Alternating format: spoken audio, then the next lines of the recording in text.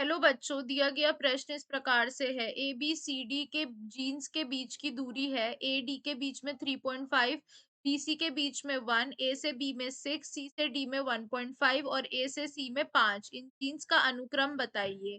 इस प्रश्न की मुख्य अवधारणा है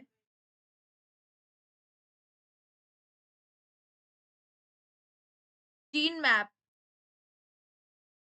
अगर हम बात करते हैं जीन मैप की, तो जीन मैप एक ऐसी संरचना होती है जिसमें क्या होता है, हम जीन के बीच के दूरी जो होती है उसको व्यवस्थित करते हैं। को क्या करते हैं, व्यवस्थित करते हैं। तो यहाँ पर अगर हम बात करते हैं, सबसे पहले हम सबकी दूरी लिख लेते हैं। जैसे कि ए से डी में दे रखी है 3.5, बी से सी में दे रखी है 1, ए से बी में दे रखी है 6 और सी से डी में दे रखी है यहाँ पर 1.5 और ए से सी में दे रखी है 5। ठीक है। तो अब सबसे बड़ी दूरी है ए से बी की, तो हमने मान लिया ए से बी की दूरी यह हो जाएगी, ए और बी हमने मान लिया। अब इससे कम है ए से सी की 5, तो अगर यह 6 है तो और 5 ए से सी की है, तो यानी यह बीच में आएगा। तो सी यानी लगभग यहाँ पर आएगा, जिससे इसके बीच की दूरी सी के ए के साथ कितनी हो जाएगी, 5 हो जाएगी। अब सी और बी के बीच की दूरी कितनी हो जाएगी, कुल मिला के 6 था, ए से बी में क्या है, 5 है, तो सी से बी में कितनी हो जाएगी, 1 आ जाएगा यहाँ पर। ये इनके बीच का दूरी हो जाएगा। उसके बाद सी से डी की अब हम बात करें, तो डी यहाँ पर कह रहा है सी से डी के बीच में 1.5 है दूरी। ठीक है। और उसके अलावा ए से डी में 3.5 है। तो ए से डी में अगर 3.5 है और ये कुल 5 है, तो यानी डी यहाँ पर कहीं आएगा। ठीक है। यहाँ पर कहीं डी आ जाएगा। तो ले और सी से डी के बीच में कितनी दूरी आ जाएगी, फिर 1.5 आ जाएगी। तो यानी कि यह कुछ इस तरह से जीन मैप की यहाँ पर संरचना होगी।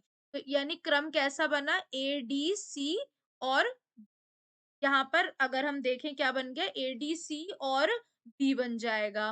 तो यहाँ पर अब देखें, अगर हमारे जो यहाँ पर हमें जो दे रखा है कि किसका किस तरह से, अब ए और बी के बीच में कितनी दूरी आ गई, यहाँ पर कुल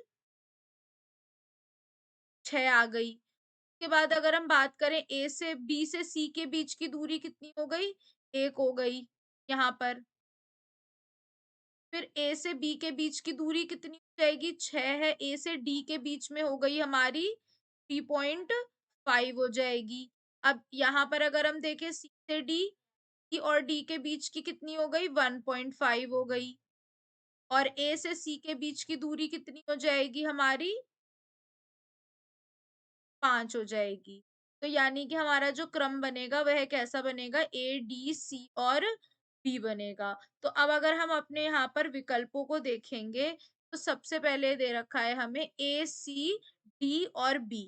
यानी कि यह तो हमारा गलत हो जाएगा, ए, सी, डी, बी तो नहीं है। दूसरा है ए, बी, सी, डी, यह भी गलत है।